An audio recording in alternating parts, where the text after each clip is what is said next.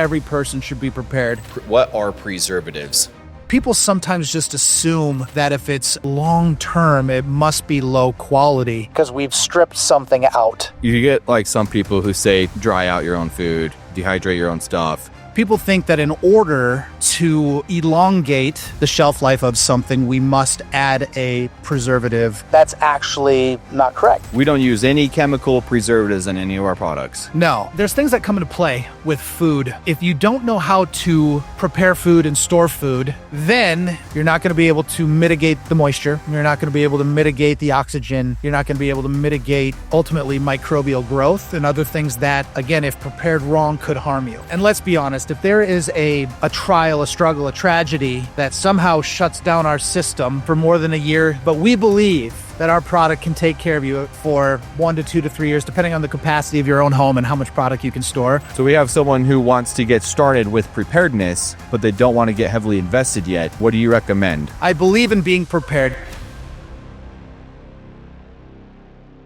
Hey guys, welcome back to the Ready Now podcast. Today we have a very special treat, JD Mallder. I am Jake Seawolf, your host, and I'm pretty excited to speak with JD here about all the great things he does for our company here at My Patriot Supply. JD, take it away. Take it away. Well, JD Mallder, as you said, I'm happy to be myself. Just kidding. Been with My Patriot Supply for a few years. Technically, I'm their vice president of product development, which translates to I'm their resident food scientist. So responsible for a lot of the food product development that goes on with the company, and have been doing it for a few years. So I know you get your hands really dirty into ready hour food and very specifically the Beyond Outdoor meals. Yes. What are they? What is the difference between them? Good question. Generally speaking, in the preparedness world, we use products that are dehydrated. We would use the terms shelf stable and heat treated to construct or compose most of the traditional meals that we make. The Beyond Outdoor meal line is different in that it is a freeze-dried product. Thus, it is a different process that we use there. Tell us a little bit more about that process.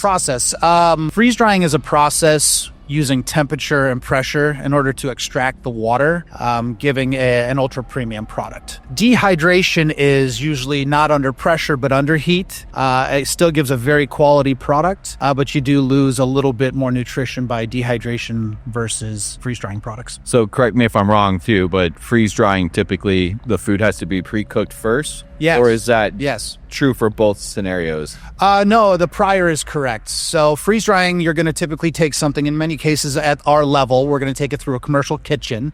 So typical, like you're going to be in your own kitchen, but everything's going to be at a much larger scale. We're making stroganoff 200 pounds at a time, or other meals in large quantity at a time, and then they're spread out over trays, large trays. Then they're pre-frozen. Then they're put into a freeze-dried vacuum container, and then the water is taken off through, again, temperature and pressure. Nice. And then through the dehydration process, you're not cooking it. Correct. And most of those ingredients we buy as ingredients ready to go, and then we compose them within our own building through dry blending process here. Sweet. And then, so you have ready hour food and Beyond Outdoor meal food. What would someone use ready hour versus Beyond Outdoor food for? Well, currently we sell ready hour food as a preparedness food, but in reality, it could be used on a day-to-day basis. And we'll get into that, I think, a little bit later here in this podcast. But Beyond Outdoor meals are intended more of as a lifestyle, camping, van life kind of product because of their convenience. They can be steeped in the bag for a shorter period of time, whereas our traditional meals, ready hour and others, require rolling heat to be boiled on a stove, in a pot, in a pan, things like that. Let's go over what are preservatives. Preservatives. Well, this is a specific question I actually asked you to ask me as we were looking to get into this podcast. It's a question we get quite a bit amongst our customer service and amongst our sales team. People think that in order to elongate the shelf life of something, we must add a preservative. That's actually not correct. The way that we accomplish preservation and longer term storage is through mitigating moisture, oxygen, and temperature. Along with combining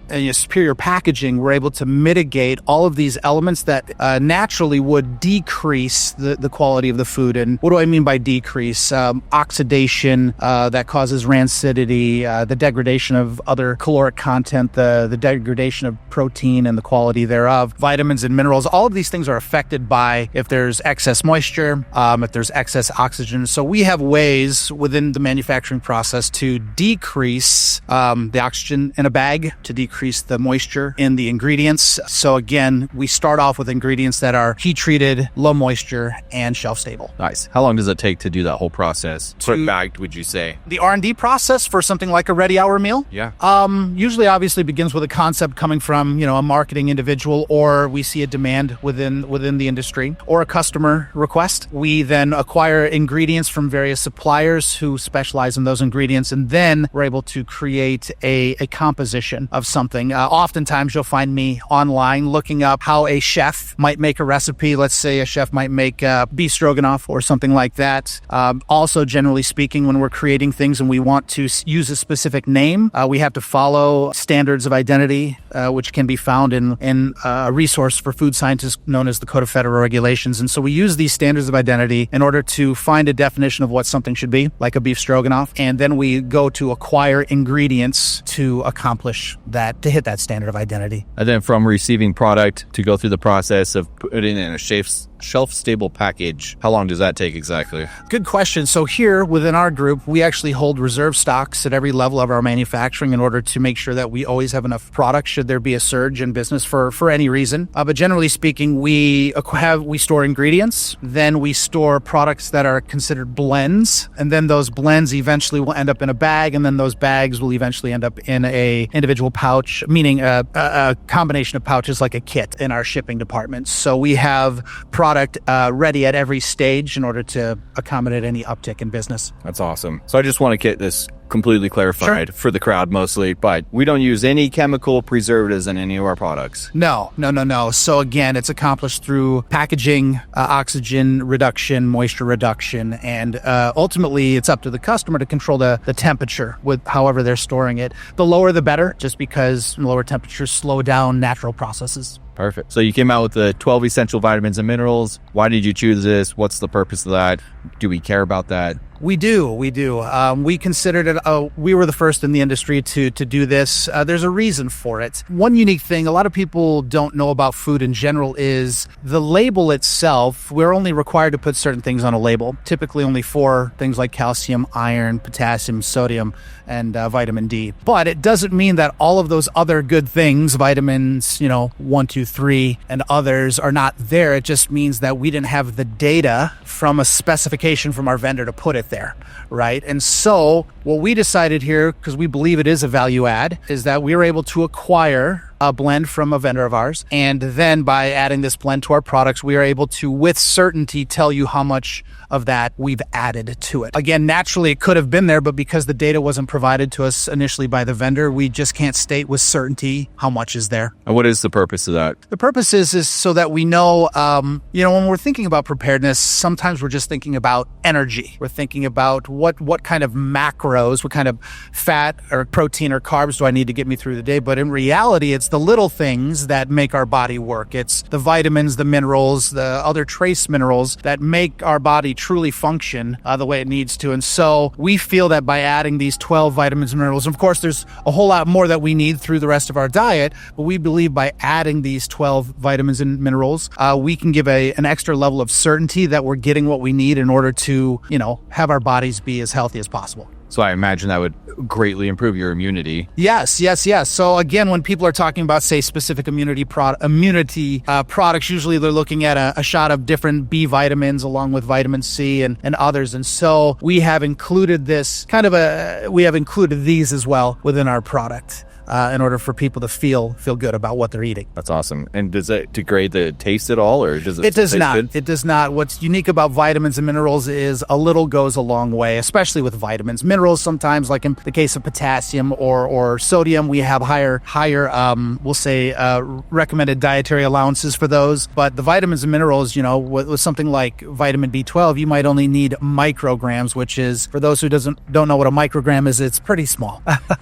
It's almost immeasurable in say one serving size. You actually have to measure these things out in a mass quantity in order to add them to a larger blend in order to get accuracy in measuring those things out. Nice. And do we manufacture a lot of this stuff in-house? We do. We probably manufacture 90% of the food that we sell in-house. This gives us control. It gives us flexibility. It gives us the opportunity to listen to our customers and adjust quicker than our competitors. The 10% that we don't manufacture in-house usually has to do with specific type of equipment. For example, the freeze drying equipment is very niche. It's very specific and it's very costly. It doesn't mean that we wouldn't do it in the future. It just means that we are in a very large building, and we use this building to store a lot of materials, and don't currently have the footprint to add freeze dry within this building. But therefore, we have partners within the industry to help us with certain aspects of our manufacturing process. So that one's very specific. But even with our partners, we still have control over what goes out. We do. So we developed those recipes in-house. We did the R&D. We do have pilot freeze dryers within our building where we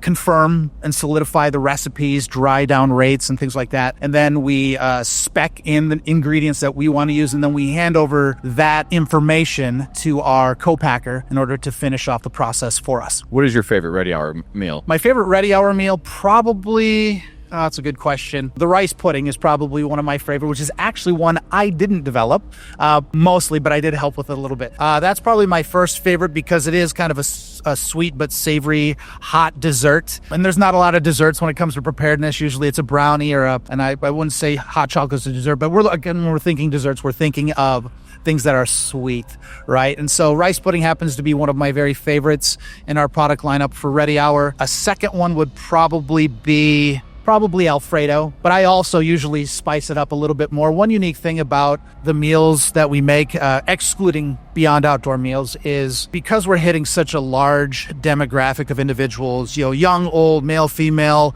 people of different ethnic backgrounds, we are, striving to offer products that are universally accepted. Therefore, we're trying, for me, I said spice up the Alfredo, right? So I'm going to add a little more pepper. I'm going to add a little more heat when I eat it. But we're trying to accommodate as many of our customers as possible. And so I did want to kind of put a special plug in here that we're very proud of what we make and we think it is good. But I absolutely encourage people in their preparations to have spices in their cupboard so that they can adjust as much or as little as they want these meals that they're eating. Again, we're trying to provide a solid base that is good and then let the customer just slightly cater, to what their needs are via spice or color, and maybe add a little paprika or whatever it might be. But the idea is we're offering a solid base for them to continue on with their preparation. So you bring up using spices and stuff to cater it towards yourself, but don't spices themselves have a shelf life? And should you be cognizant of that? Well, they do. Again, at the end of the day, and reflecting on a part that we just talked about, the things that make our food, I'm going to use the term go bad, but that's not a good term, that make our food diminish over time is, again, oxidation and other things. And so, but ironically, spices are very resilient. The only things that kind of ruin spice are temperature and moisture. And so if people are, again, just like we say for the rest of our products, store in a cool, dry place, if they're doing that with their spices, these spices will last many, many years. I have, for example, in my cupboard, part of my career in the past, I used to broker ingredients. I still have samples that are 10 to 15 years old of celery salt and peppers and paprikas and all these other different kinds of spices, and I still use them to this day. Now you may say, hey, if I'm spicing everything up, how do I have so many spices left? Well, when you broker for somebody, you get a lot of samples, and so I literally have a full cupboard at home of probably in total 30 pounds of varying spices. So I have enough spices for the rest of my life. So I'm prepped there. Perfect. So would you consider yourself a bit of a prepper? 100%. When I joined this company, I thought, what are the odds? Again, I believe in being prepared. The definition of a prepper sometimes has this stigma about it that Well, I don't necessarily want to dive into the weeds on the stigma, but the idea is I do believe that every person should be prepared. And then the question is, prepared for what? The most likely things to happen in our lives are the loss of a job or a local natural disaster, or maybe nothing happens to us and we need to help somebody else out. And so I believe it's important to have things within our home in order to take care of our basic needs of, again, food, hygiene, and other things that we won't necessarily talk about in this podcast. But I think it's important to make food one of those things that doesn't have to be at the forefront of our mind if something goes awry. Again, here we are, we're located in Utah. Well, what could happen here? Well, we live on a fault line. We have earthquakes every day. They're so small, we don't even feel them, but someday we're expecting a big one. Well, what would that look like for us if we get one big enough to actually cause some serious damage? Well, we're going to break up some roads. I'm not going to speak light of what could happen, but the odds are maybe I can't make it to the grocery store for a week and all those other things. And so again, just to make sure that our cupboards are full, first and foremost, the things that we like. Of course, we want people to look into some of our stuff because, again, they can get extended shelf life out of it. We believe it is good enough, and it is wonderful to eat every day if people so choose. We believe that they should be buying our product and rotating it, and it's cost effective to do so. Sometimes people buy our product and then they're like, it says 25 years, so I'm just going to stuff it in the basement. No, we don't. It's not it's intended to last longer than something we'd find in retail, especially because of the packaging. But this is stuff that should be consumed on a regular basis, so then you can rotate it through, and maybe you rotate it every year or maybe every 5, whatever works for your family, for the group that you're preparing with. But we believe it could be daily use items, and it is good enough to be so. So we do have a lot of rumors floating around here in our workplace environment. Sure. That the reason why you put so much heart and soul into everything we make, or that you develop, I should say, is you are catering it to yourself. Well, it's got to start somewhere, right? Kind of in the science world, the food world, or anything like that. So it's true. It is true, this is not a stretch. I personally don't really want to develop anything that I am not going to eat myself. Now, with a caveat, if I don't particularly like something, meaning by way of if I didn't like, say, pancakes, well, then I'm not going to be like, there's the best pancakes I've ever had because I didn't like them in the first place. Now, luckily, that's not the case. I do like pancakes.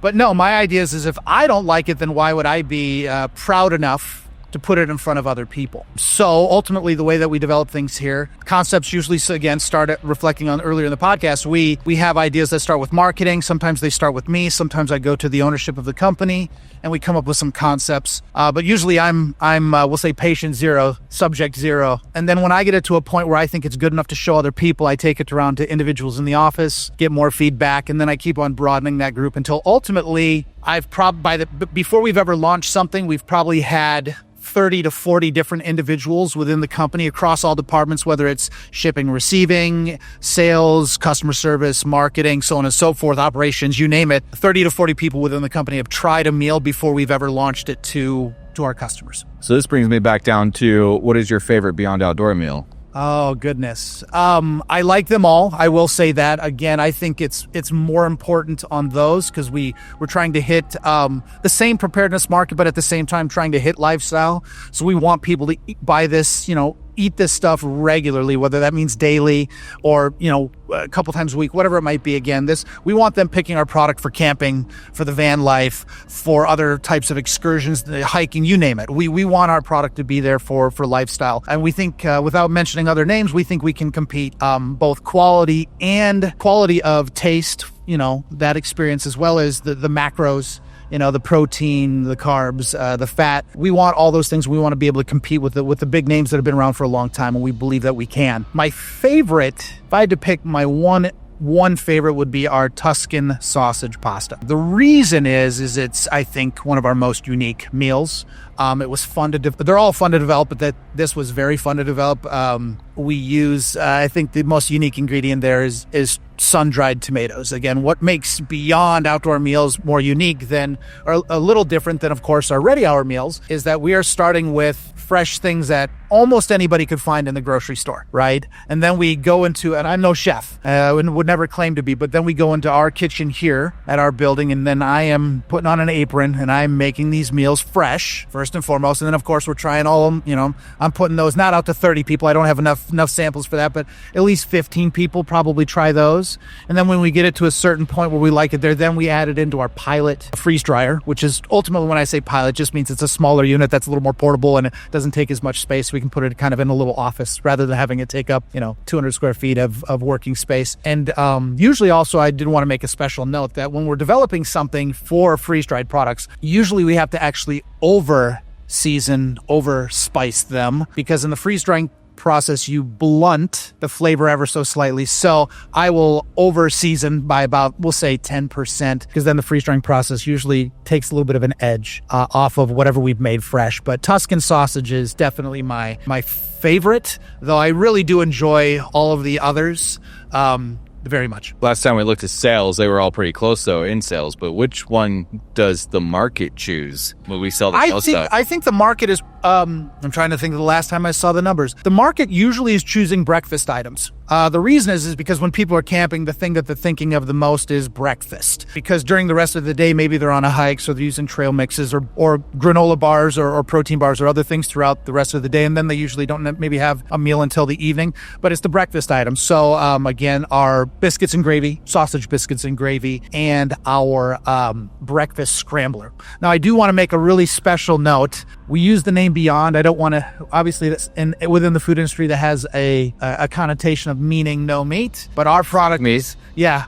our product is definitely real meat. Again, most of the pork that we use in our pork products, like the breakfast sausage, the biscuits and gravy and the scrambler and the Tuscan sausage, starts off with a pork shoulder that is ground down and then spices are added to it. Our beef stroganoff has rather than using slices of steak, we decided to use about an 80-20 ground beef for that meal. And the reason is truly it's definitely a little less expensive to use a ground beef, but therefore we're able to convey a better price for the end product. But what we get is we retain the fat from that beef, because we cook it first, and then we use the fat to season and carry through to permeate that flavor throughout the rest of the meal. And then of course we use chicken breast diced up for all of our chicken meals. So again, ground beef, diced chicken, ground pork shoulder for it's real meat. I'm glad you really told everyone that. It has to be. It has to be. We've gotten some concerns because of the name, but again, the name worked for us, and we think the product should go above and beyond our expectations and be able to be utilized in all aspects of our life. So again, I've said lifestyle for this product line. People could, again, really all you need to prepare it is you could have some sort of kettle, an Instapot or whatever that's going to boil your water. You could be at your desk. You could have your kettle there. When you're ready to go, you turn on your water, it's ready to go. And again, most of these meals require anywhere between 3/4 cup and maybe 1.25 cups of water to prepare a bag, which we call 2 servings, but really it'll fill 1 full bowl, and it is a great portion size. It's not too much. For most, it's not going to be too little. I mean, again, I feel like I'm a pretty big guy, and it is a perfect size. Some of our competitors have a little bit less calories, which I think is just a little too much for, again, the hiking life and other things. And some of our competitors have a little bit more, and I think perhaps at times it's just a little too heavy. So we've kind of split the difference on most of the competitors where we're at with we'll say calories. But then, of course, when we're looking at protein, we've really tried to grams of protein per calorie. We're trying to be equal to or beat our competitors there. But like I was saying, and I got into a tangent, people could be eating these in the office for their lunch. Again, how much are people spending for lunch these days when they get, have it ordered in? I mean, lunch these days it feels like it's no longer less than $15. Our product, I think MSRP is for $15. Most of the time it's on sale for $10 to $12 throughout our various sites. And so again, we're right there, we're competing. And I would challenge anybody, like call into our customer team and they'll make some suggestions, and I promise you'll be happy. So for sure. Yeah. I'm a little sad you didn't ask me my favorite Beyond Meal. What's your favorite Beyond Meal? Orange chicken. We were concerned initially that it might be a little polarizing, but as you had mentioned earlier, our sales are actually showing, other than maybe the breakfast items being a little bit higher in ratio of sales, everything else is equally equally selling. It's equally popular. We don't necessarily get reviews on everything equally. It just depends on how the customers feel and whether they want to send up a review that day. I will also make a special caveat. This brand, Beyond Outdoor Meals, has only been around a little over 2 years. An example would be that we are only in, we'll say, the Gen 1 of some of our recipes. I've already made some updates to a couple of recipes. We got feedback from customer service. Somebody might have said, we think you should have a little more salt, or you should have a little more pepper. And so we take those questions or concerns from customer service and the sales team into account in order for future iterations of our meals. Now, one reason you may ask, well, why don't we implement those now? Well, of course, we have packaging that has to match what's in the bag. And so we want to make sure that our nutrition is as current and correct as possible. Therefore, some of the corrections that we already have ready, or the updates, will be coming down the road as we work through older packaging. JD, I assume you have your own philosophy of preparedness. I do. And it might sound odd the way it comes out, because of course we work here at a preparedness company. We want everybody to just fill our cupboards with our things. Yeah. And by the way, we do. But the way I look at preparedness is we should be filling our cupboards with that which we eat every day. The peanut butter, the jelly, fill our freezers full of whatever roast we want there. But eventually we're going to run out of space in our typical cupboards and the things that we really like. Have plenty of our condiments. We need the ketchups, the mustards, the barbecue sauces, things like that. But eventually there's this big window. People think, I need a year, and some do. But I'd say start off with what you can afford and fill your cupboards. Maybe that's 2 months worth of food for your whole family. Maybe it's a month, depending on how big your family is, worth of food in the cupboards. Then this is where our product comes into place. It doesn't require refrigeration. Again, we prefer you to store it as cold as possible, preferably in a basement, sub 70 degrees at least.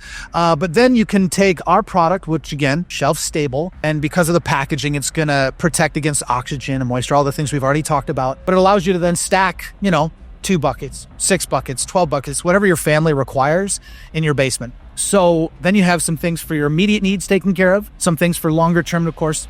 These are for immediate needs as well. But then what might happen when you've got a year's worth of food? And let's be honest, if there is a trial, a struggle, a tragedy that somehow shuts down our system for more than a year, then we're going to be digging into, well, how do we then care for ourselves? And that's a whole other conversation of how do we grow our own food? Can we homestead and all those other things? And again, not necessarily for this podcast, but we believe that our product can take care of you for 1 to 2 to 3 years, depending on the capacity of your own home and how much product you can store. We believe that we can suit many of those needs in order for us to then get educated on how to prepare long term. Now, of course, we hope that those things, again, don't happen, something that would be so long and drawn out. Again, I think preparedness is more about what could happen to us in our individual lives with our families. Again, a loss of a job, an illness that causes us to not be able to leave our home. Again, natural disasters are probably the most prevalent one. I mean, what happened in Texas a couple years ago in the electricity,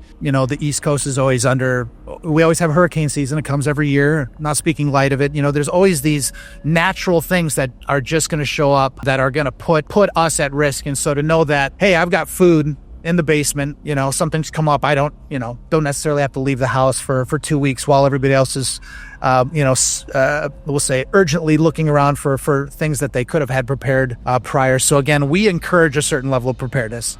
Again, and according to your budget, maybe it's a month, maybe it's a year, maybe it's 10 years, whatever your family needs. That kind of brings me up to a good talking point. You get like some people who say just dry out your own food, dehydrate your own stuff. Why would you recommend that's not really the way to go? Well, I would say I encourage knowing how to do it. I'm all about education. Again, what's unique about being a food scientist is the more I learn, the more I realize I don't know. My piece of pie might get bigger, but then the whole pie gets bigger at the same time. So I think it's important to educate ourselves across all subjects, including how to prepare, how to grow, everything, including food. And again, that's easier for me because that's a profession I've chosen. So I get paid to learn about food all day and then, of course, present information like this. There's things that come into play with food. And if you don't know how to prepare food and store food, then you will have a challenge mitigating the things that we've already talked about. You're not going to be able to mitigate the moisture. You're not going to be able to mitigate the oxygen. You're not going to be able to mitigate, ultimately, microbial growth and other things that again, if prepared wrong, could harm you. Now, luckily, we live in an age where a lot of data is available to us, and so we can learn about these things pretty easily. Of course, our ancestors and the earlier pioneers of this country, they knew how to do these things. Again, some of that is lost to us because of the modernization of the world and today, and we all specialize in our unique positions, our jobs throughout the world in order to add to the community. So I encourage the education, but we offer peace of mind with what we sell. It's because we have all the equipment, the testing. I assume it's pretty expensive. You're going to have to go and buy. Yeah. So freeze dry is a whole other beast in and of itself, and they're very fun to have a home freeze dryer, and I encourage it. You might not ever make your money back, but they're really fun. It's a blast. It's a great educational moment for kids and people of all ages, ultimately. I have one, so I do encourage those things. But again, if somebody's looking to store their own food, they just have to be aware of what we're aware of on a professional level. Within this building, I used to be, I'm still heavily involved with the quality department, but no longer run it, which is great because then I get to focus on the product development itself. But we do in-house testing of the oxygen. We have a machine that measures that. We have a machine that measures moisture. We have a machine that measures something called water activity, which is a very important to the science, but not a term that most people understand. And ultimately, that's the ability for moisture to migrate in the simplest terms. Others I would encourage to go look up exactly what that is, but it's very much involved in the calculating of the stability of food over the long term and how microbes may interact with it and grow. So we do a lot of testing in-house. We don't do our own microbial testing in-house because, again, it's very niche and specific. So we send that out to a third party. And if we say did a blend today, we're going to have that blend. We're going to take a sample of that product, and then we're going to send it off to a local lab. And then we'll have results back in 5 days, typically. During that 5 days, the product is quarantined within our building so that it's not packaged up. It's just stored and weighted so that we get our results back. And we know that our product is microbially safe to send off to the next step. That is, into our kitting phase, meaning the pouches, then the kits, then the sales team. So apparently the bigger difference, aside from owning the equipment and everything, is you are purchasing not only peace of mind, but assurance that it has been tested for quality. Yes. And it is 100%. Also, the reality is I think the biggest thing we sell is convenience at an affordable price. Yes. It's like what? The 3-month kit equals out to about $3 a meal. Probably, yeah. I'm trying to think because it depends, right? Whether we're running a sale. Here's one so unique it's cheaper thing when it's on sale. Yeah, 100%. Here's one of the little plugs I want to make, and I understand why people do this, but oftentimes, and again, money's tight, but oftentimes people wait till it's too late to purchase most things, but especially in our industry, they wait till an event, a hurricane, the electricity's out, whatever has already happened. And at that point, we're really busy. The whole law of economics and supply and demand come into play, and suddenly we're really busy and we're running out of products, and so the price is higher. I encourage people to prepare ahead. That's the word prepare. And buy when things are on sale. Now is a great time to buy because things appear calm, and the prices are really good because things appear calm. So don't wait, don't procrastinate. Again, you don't need a year. We'd like you to buy a year, but start off with a month, then 2 months. And as your budget allows, expand that. For sure. I highly agree about that. You say you're broke, but then you don't want to buy stuff when it's on sale. Well, that's exactly right. We say we don't have money, but yet we not to get into the weeds. People find money when things start going down. Spend money on things that will suit us for today, and I'm guilty of that as well. Yeah. So we have someone who wants to get started with preparedness, but they don't want to get heavily invested yet. What do you recommend? I recommend our 2-week kit. It's one of our smaller duration kits. We have a 72-hour kit. We have a 1-week kit. But the 2-week kit's going to allow you to get 12 varieties of what we sell and a good sampling to get an idea if larger kits will suit your needs. Okay, so I know a lot of people get worried about their families and they're looking at trying to just prepare for short term. They're not trying to get big into it. Do you recommend something there? I do. Again, so most of the things that could happen in our lives are probably going to be a short-term natural disaster that's local. So that's going to require 2 to 4 weeks of food. So I would recommend for an individual a 4-week kit because you're going to get 12 to 16 varieties within that. Or for a family of, say, 4 to 5, you could get away with a 3-month kit that would last you 3 to 4 weeks. Also, I assume the 4-week kit's pretty good to get started just to even try it all out. It is. It's a good sampler. We could call it that. Again, it offers, as far as our main entrees, it offers about half of the variety that we offer. So one thing that I do want to bring up is you buy all this dehydrated, freeze-dried food and everything, but now you got to cook it. What about water? Water is the thing that most overlook in the preparedness process, because again, we live near water. Is the water still going to be running? Again, let's say we have another Katrina. Is the water going to be shut off? And so we need to make sure that we have a means to store the water that we're going to need for a certain period of time, and a means, if necessary, in order to clean or purify that water for use. Now you're storing water, or you're getting ready to filtration water because you have a stream nearby. How much do you think people need? It's a great question. Of course, putting the big umbrella statement under it that, time of year, hot or cold, male or female, young or old, those kinds of things are, how much do you need for hygiene? How much do you need for drinking? How much do you need for preparation? At minimum, again, not looking for keyboard warriors, but at minimum a gallon a day per person is safe. Because again, we on all our kits, at least on the websites, give how much water it will take to make the food. But the water we consume through our food is only one aspect of the water that we need. Like I said, we're going to have to drink a certain amount of water, and we're going to have to use a certain amount for hygiene and other aspects of our lives. And so again, I would start off with a minimum of a gallon per person per day. And then again, just like food, have that storage. So let's say you have a family of 4. Could you get a 55-gallon drum? We don't sell drums or any types of like large water storage. We have smaller things or something for the bathtub, but 50-gallon drum will see you through, a couple weeks with a family. But we do have filtration products. We do. One of the funny things, generally speaking, about water is storing water and then understanding carrying capacity. So what do I mean by carrying capacity? Let's say I have a filter. What is that capacity? That filter might be good for 100 gallons. And so now it's portable. So as long as I know where to get water, I can now transport, in theory, 100 gallons with one filter, because I'm able to use that to go get it. Or you've got like the larger filters like the Lex Pure Pro that are rated for how many gallons? Well, we certify them for 200 gallons. And I don't want to get into any trouble here, but the reality is they could go much further, but we only do our testing for the first 200 gallons because of cost. Also, we believe that if the testing qualifies for 200 gallons, it will be sufficient thereafter. What you're losing after 200 gallons, specifically from our Electric Pro filter, is the ability to filter out fluoride. But again, fluoride only comes into play if you're pulling from tap, and not all tap. It depends on the city, that you live in, is whether the water is fluoridated. So again, fluoride's not an issue if you're pulling from wells or other bodies of water. What makes us most unique in this industry is we are in control of most of our fate. We're in control of our supply chain. We're in control of our development. We are in control of our manufacturing. We in the industry use all of us who are competitors use a lot of the same vendors and similar ingredients, but we have the ability to pivot much quicker than our competitors do, because most everything is vertically integrated or close to it. You'd say that makes us pretty unique? Well, it does make us unique, and it gives us a competitive advantage.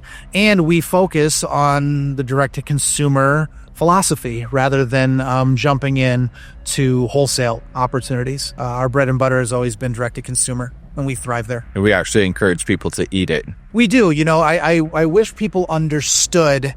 People sometimes just assume that if it's long-term, it must be low quality because we've stripped something out. I promise you we have not. Again, the ingredients start off with quality ingredients that have been heat treated and are made shelf stable by reducing moisture in order to give us these shelf life advantages. Then, again, because of our vertical integration, we're able to take the competitive nature of those ingredients and pass it through to our customers. I'm pretty sure we're the best cost per calorie within the industry. Now, that might seem like a weird way to compare food as cost per calorie. But again, when people are looking to get prepared, they're looking for that which gives us energy, which is calories. And having the essential vitamins, minerals, has it not increased the price of it? It actually doesn't. We believe that it's a value add, but the base of our food, if I were to compute how much it actually increases our cost, it's 2 pennies per bag. So some bags we have 4 servings, some bags we have 8 servings. So we're talking a fraction of a penny per serving in order for us to offer this value. Again, ultimately, it's kind of like getting a portion of a multivitamin, right? We don't have like the other big guys where you're going to eat a multivitamin, 40, 50 things. We're offering at least 12 essential vitamins and minerals in order to, again, give that assurity and confidence that people are getting what they need as a part of complete nutrition. Again, generally speaking, also in food storage, we don't add meats to the meals themselves because it requires further processing and oversight from the USDA, which is great. We encourage that. We want that, but we offer meats separately because it's more cost effective to do so. And we offer it in freeze-dried form because of the shelf life that it offers. Therefore, when people are buying, say, a can of beef, they could add that to their stroganoff, or they could add it to any other meals, the chili, anything that where beef would be comparable. We also sell chicken dices or sausage crumbles and beef crumbles. So we have a variety of meats that people can then add to their meals to make them more protein dense. And of course, freeze-dried meat is very flavorful, generally speaking. Specifically, chicken would need, some of those spices, more salt, more pepper, more garlic powder, onion powder, however you'd like to prepare it, because it is just cooked, diced chicken breasts. There's no salt or anything added on that stage, and so that would require some seasonings to make it optimal experience. All right, guys, and there we have it. JD Mallder, the VP of Manufacturing and Food Scientist in-house. Did I get that right? Close enough. Close enough. They'll get the idea. Perfect. If you guys have questions or anything, make sure you like, comment, and subscribe to the channel because we have some way better information coming out. Actually, that was pretty good. We probably don't have better information. So watch this again. Send it to your friends and family. Call into our customer service and bug them. Ask them questions. Yes. Really test the water. See if they've watched this podcast and learned all the information you have. All right. Thanks, guys. Ready Now Podcast out.